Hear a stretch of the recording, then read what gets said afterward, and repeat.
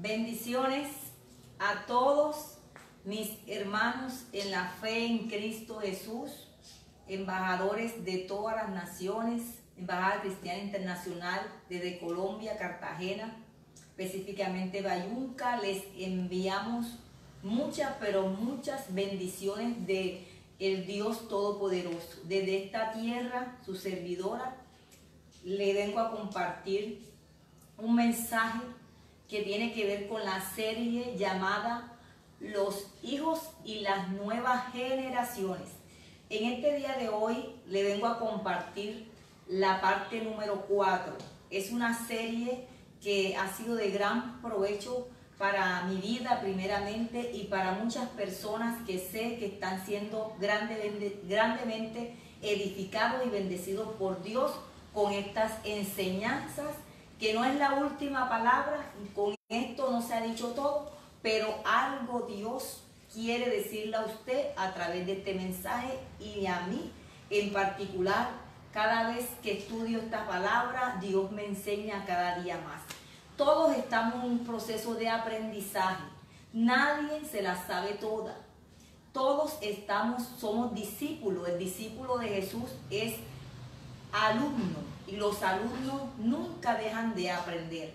Y en este camino de la fe en Cristo siempre hay algo que aprender. No importa los años que tengamos de haber conocido a Dios por medio de las Escrituras y como dice la palabra, no importa la edad que tengamos cronológica, no importa el tiempo que tengamos en el camino de la fe en Cristo, siempre hay algo que aprender, siempre, hasta que nos vayamos de esta tierra. Y a todos los amigos, donde quiera se encuentren, que Dios, el Todopoderoso, bendiga tu vida en gran manera en este tiempo y en los tiempos venideros, en el nombre de Jesucristo.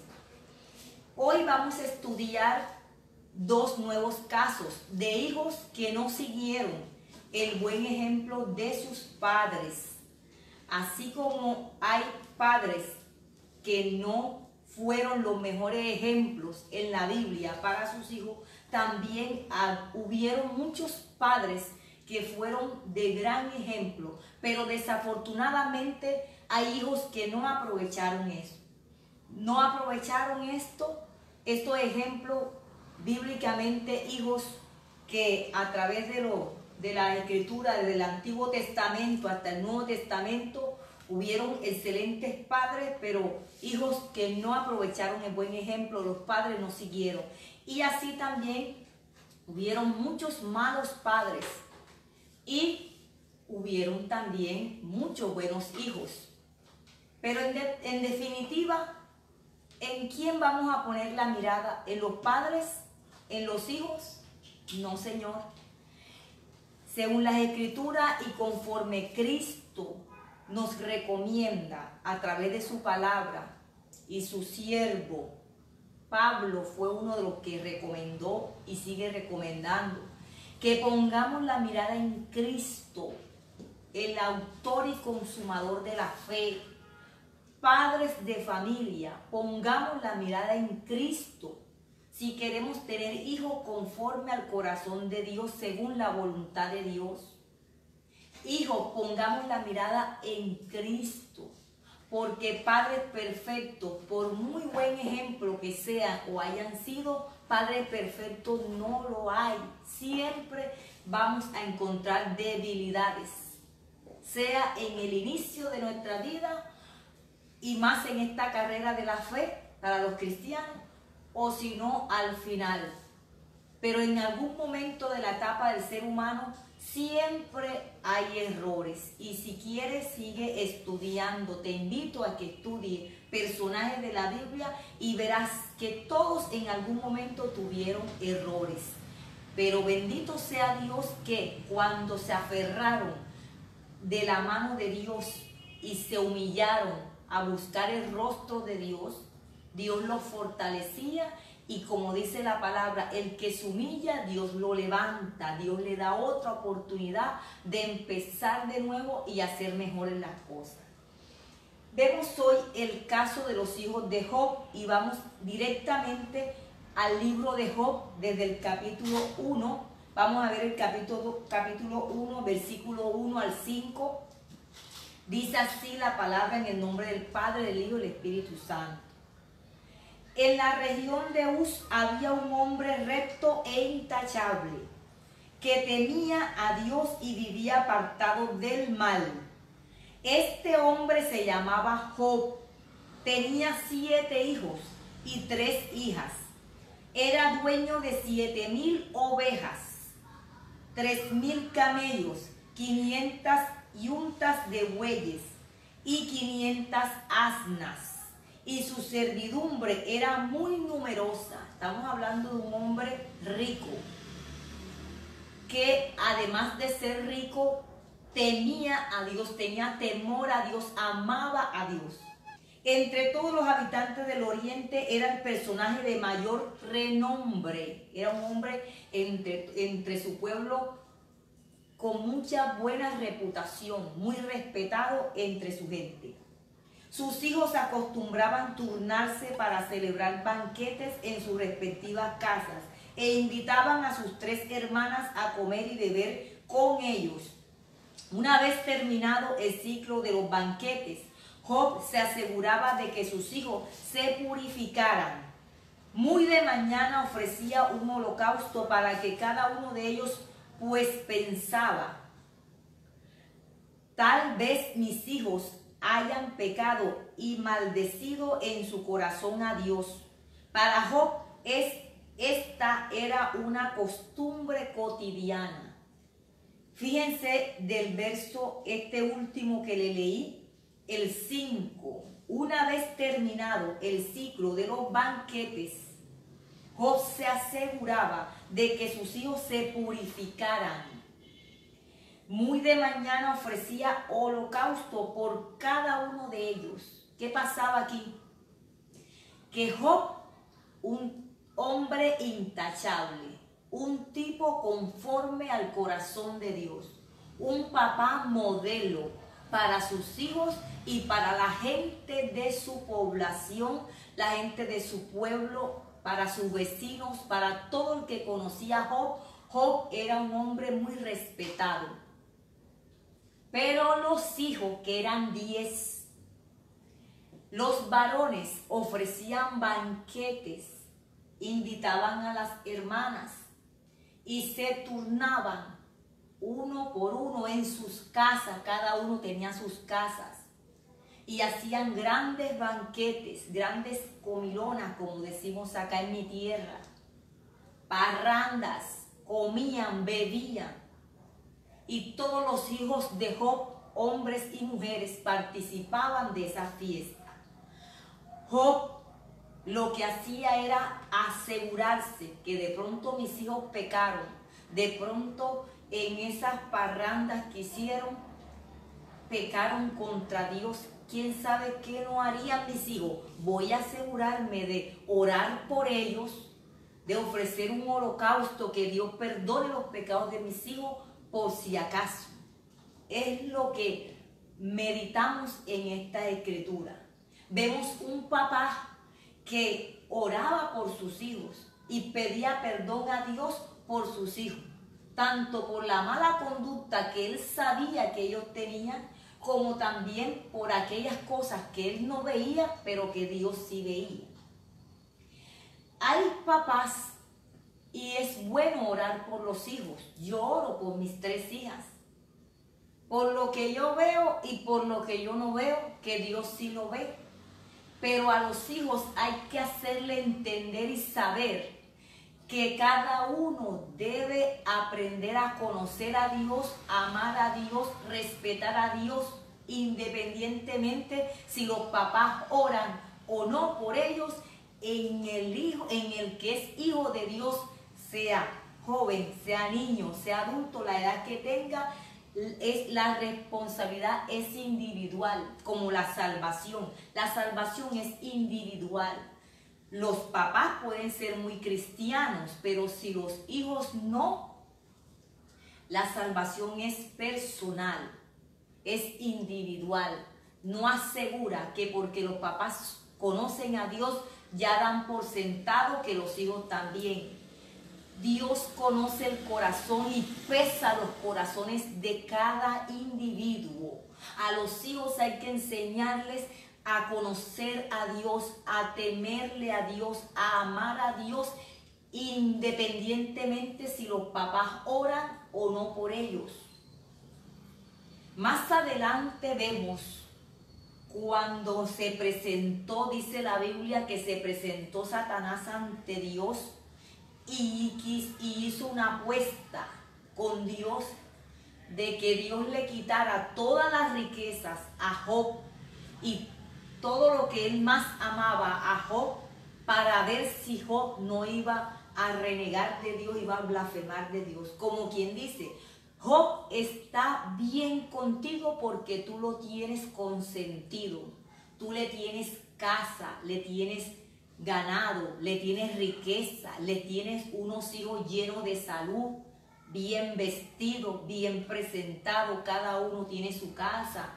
Job te ama, Job te adora, es porque tú lo tienes bien. Entre otras cosas, el diablo le estaba haciendo una propuesta a Dios: quítale todo lo que tú le has dado para ver si es verdad que ese hombre te ama como él dice.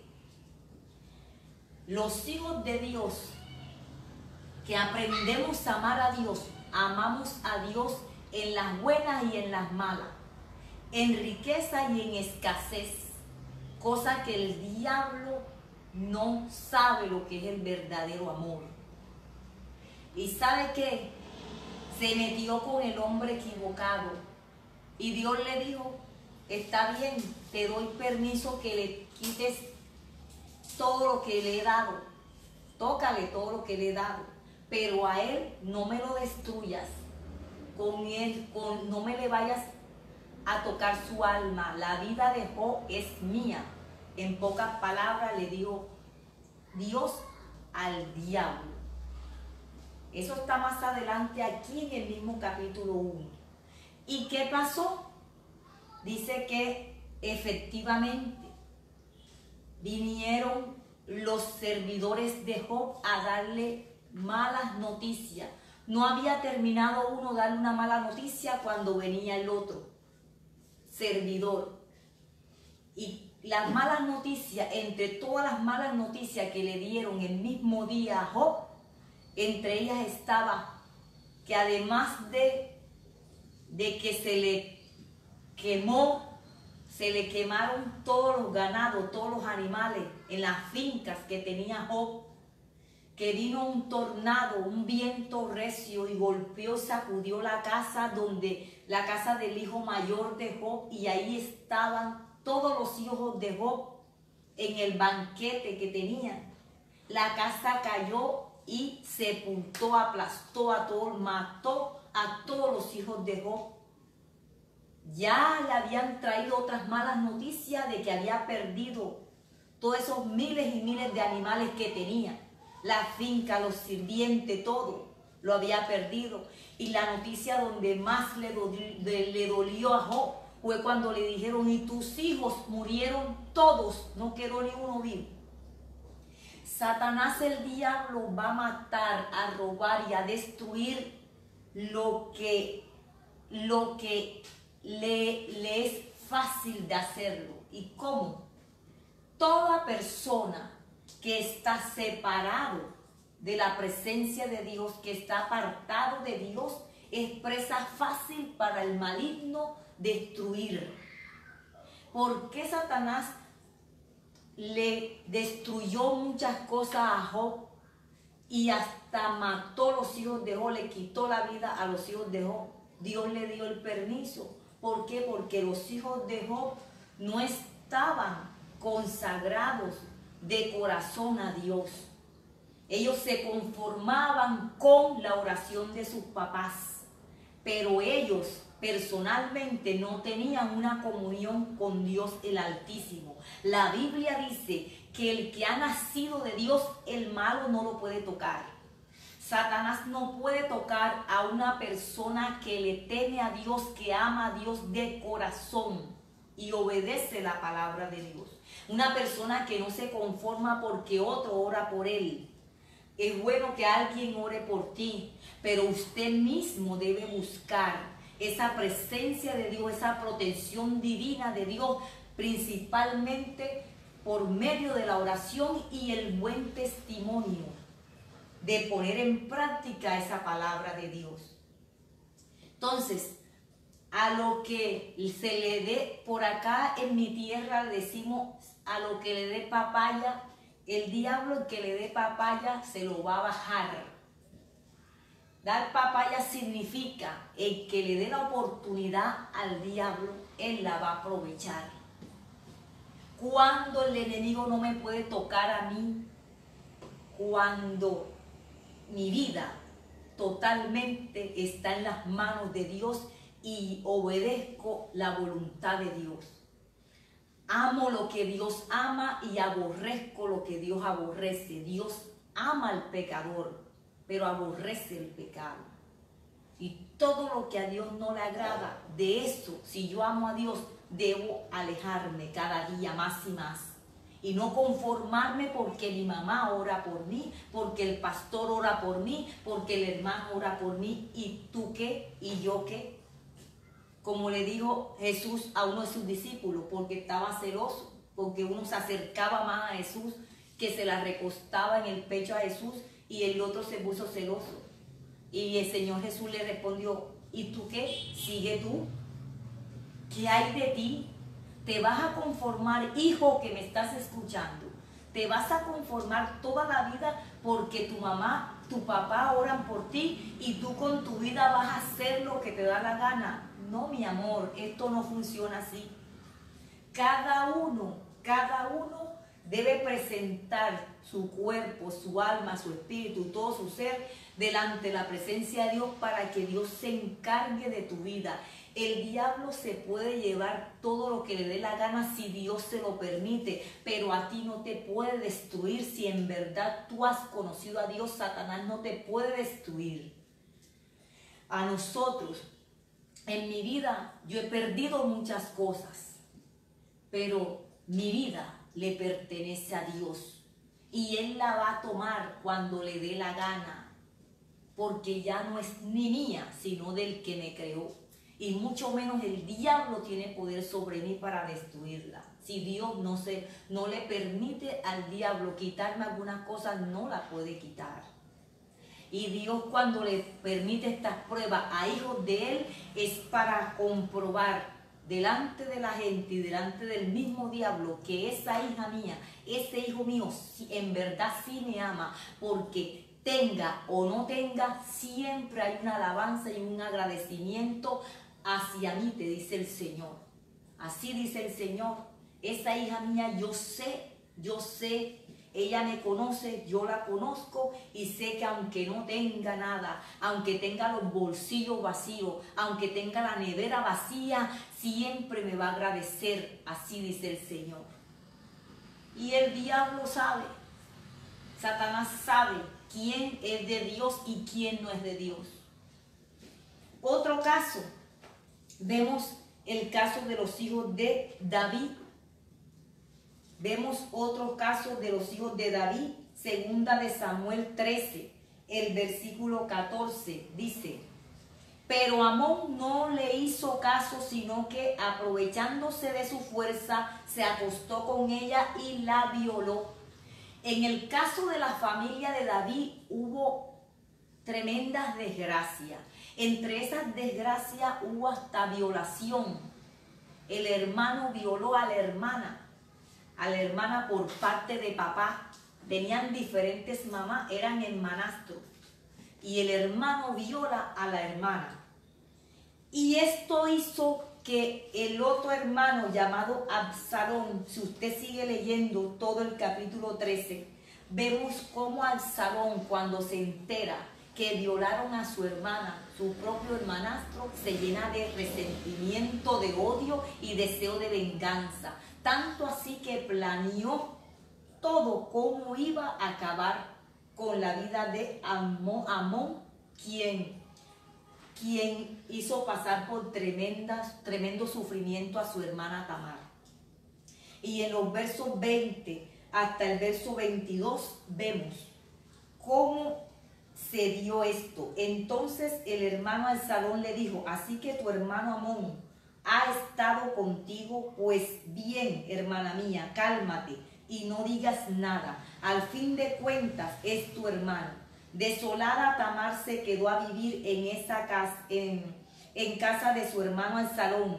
El rey David, al enterarse de todo lo que había pasado, se enfureció. Absalón, por su parte, no le dirigía la palabra a Amnón, pues lo odiaba por haber violado a su hermana Tamar. Familia de David, el rey David, un hombre que dice la Biblia que Dios lo llamó un hombre conforme al corazón de Dios. No hubo otro personaje en la Biblia donde Dios haya dicho es tremenda declaración como lo hizo con David. El único personaje de la Biblia donde Dios le llamó que era a un hombre conforme al corazón de Dios fue a David. Se le dio ese reconocimiento.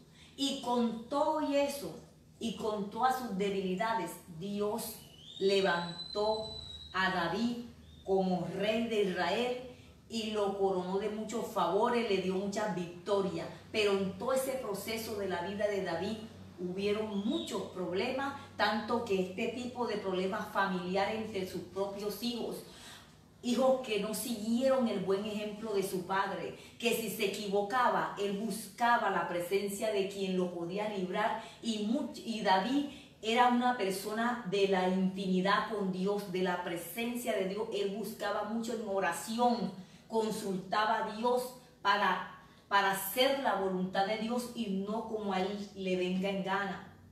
David fue un hombre que aprendió a humillarse ante Dios y Dios le daba la victoria. Sus hijos no siguieron este ejemplo. Este hijo Absalón, en vez de seguir el ejemplo de su padre, buscando el rostro de Dios para que Dios fuera el que vengara a su hermana y fuera el que trajera la solución al problema familiar que estaba aconteciendo entre los hijos de David, en vez de este hijo hacer lo que su padre le había enseñado, que en medio de los problemas él siempre buscó el rostro de Dios y Dios le daba victoria. Estos hijos no siguieron ese ejemplo. Absalón quiso vengar a su hermana con su propia fuerza. Y esto ocasionó la muerte de otro hijo de David, de un hijo de David llamado Amnón, porque Absalón consiguió su objetivo y efectivamente acabó con la vida de su propio hermano Amnón.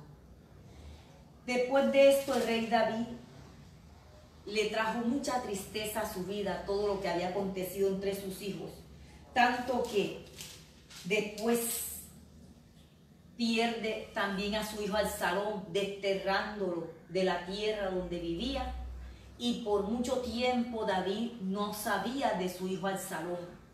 Y aunque Absalón había provocado tremenda desgracia entre esta familia de David, este papá David no dejó de amar a Absalón. Extrañaba y lloraba a su hijo muerto Amnón, pero también extrañaba y lloraba a su hijo Absalón, que aunque había sido asesino de su hermano, pero nunca dejó de ser un hijo de David. Y David amaba a Absalón, aunque él hizo lo que hizo con su otro hermano.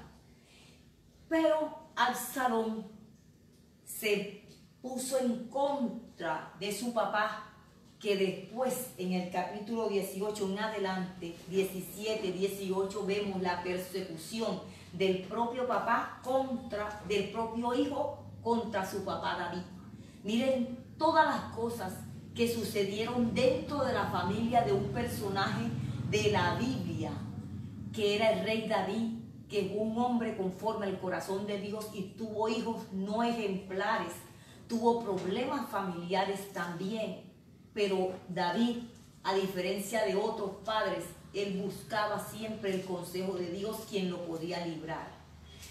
Absalón, después de levantar su mano contra su papá David, termina también muerto Y cuando David se entera, en el capítulo 18 en adelante, dice que el verso 33, al oír esto, el rey se estremeció y mientras subía al cuarto que está encima de la puerta, lloraba y decía: ¡ay, Absalón, hijo mío! Hijo mío, Absalón, hijo mío, ojalá hubiera muerto yo en tu lugar. ¡Ay, Absalón! ¡Ay, hijo mío! ¡Hijo mío! ¿Se da cuenta usted, hermano y amigo que me estás escuchando? Por muy malo que sean los hijos, el papá es papá. El papá que ama a sus hijos, no importa lo malo que hayan sido, nunca van a dejar de amar a ese hijo. La madre que ama a sus hijos jamás lo va a dejar de amar. Aunque asesinó al otro hermano, pero le dolió a este hombre cuando escuchó que también este otro hijo había muerto, había sido asesinado. Y aunque el hijo ese muerto odiaba a su padre nunca dejó de amarlo. El papá, el buen padre, jamás dejará, de amar a su hijo. La buena madre jamás dejará de amar a su hijo, aunque sea lo peor de la casa, el peor de la familia, el peor del barrio, hasta lo peor de la nación donde usted vive. Pero su hijo es su hijo. Por eso es que usted ve madres en las cárceles que dan pesar cuando van a visitar a un hijo que está en la cárcel. Se van, llegan llorando y salen de ahí llorando. Dios nos libre de tragedias como esta en la familia donde no ha acontecido esto. Pero esto tiene que ser uno de los dolores más fuertes que le puede pasar a un ser humano, el que le aconteció a David. Por eso el rey David en los salmos son lectura bíblica llena de mucha fortaleza, llena de mucha clamor, de mucha súplica y de mucho agradecimiento. Estamos hablando de un hombre que aprendió a amar a Dios en todo momento, pasó por muchas dificultades hasta de este nivel, donde sus propios hijos entre ellos mismos ocasionaron desgracia familiar hasta llegar a la muerte. Pero David jamás dejó de amar a sus hijos. Por eso no critico, y Dios me libre de criticar a una madre que aunque el hijo sea lo peor, Dios me libre de criticar a mamás que sigan amando a ese tipo de hijos, porque el amor de madre, el amor de un padre es incomparable, es diferente al amor del esposo, de la esposa, del novio, de la novia. Asimismo es el Padre del cielo.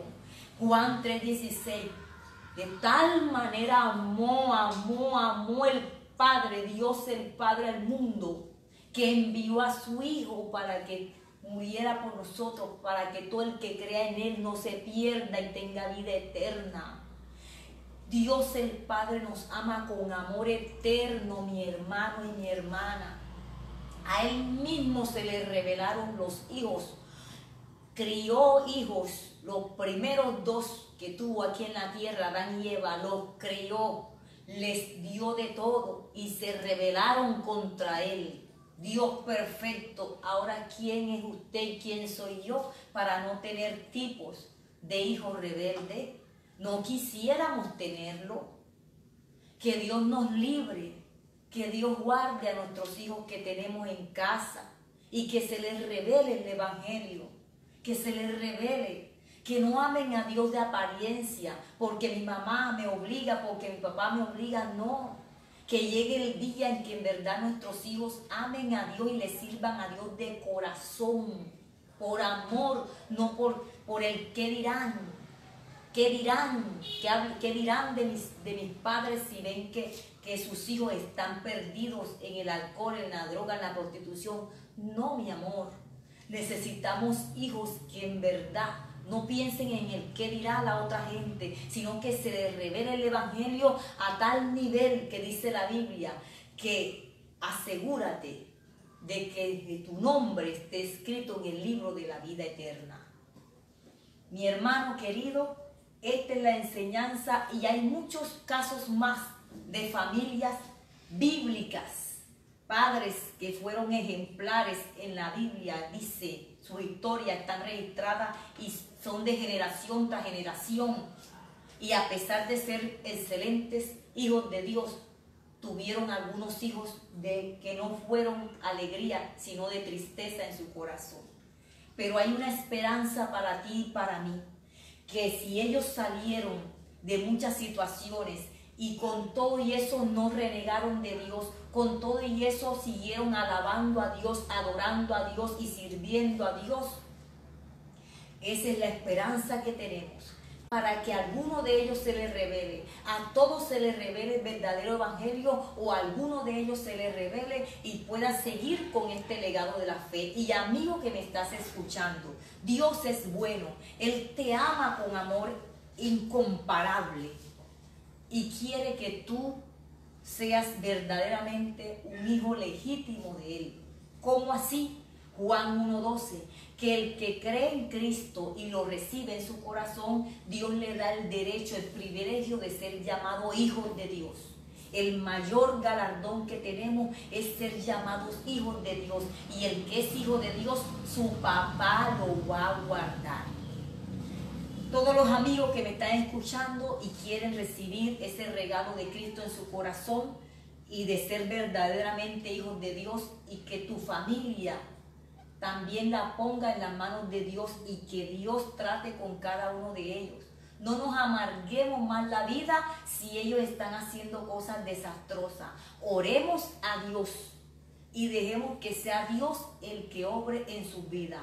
Cumplamos con lo que nos toca a nosotros como buenos padres, en la crianza, en la corrección, en el amor, en suplir sus necesidades básicas, pero que sea Dios el que haga la obra en ellos. El que ama corrige a su hijo. El que ama lo lleva por el buen camino, que es el camino de Dios. Si usted quiere en esta noche recibir a Cristo, diga conmigo, amigo que me está escuchando también, diga: Señor Jesús, en esta noche he escuchado tu palabra. Quiero verdaderamente ser un hijo de Dios como dice la Biblia. Por eso te recibo a ti, Jesús. Creo en ti, te recibo como mi único Señor y Salvador. Entra a mi vida, escribe mi nombre en el libro de la vida eterna, y de aquí en adelante mi vida está en tus manos. Haz conmigo lo que quieras. Soy un hijo, una hija de Dios, y que seas tú, Señor, el que hagas en mí como quieras. Te entrego mi familia, te entrego a todos mis seres queridos, y haz con ellos conforme a tu voluntad. Gracias, Jesús. Amén. Que Dios le bendiga a todos mis hermanos donde quiera se encuentre, y ya saben, a orar, que Dios es el que tiene la última palabra. Que Dios les siga bendiciendo.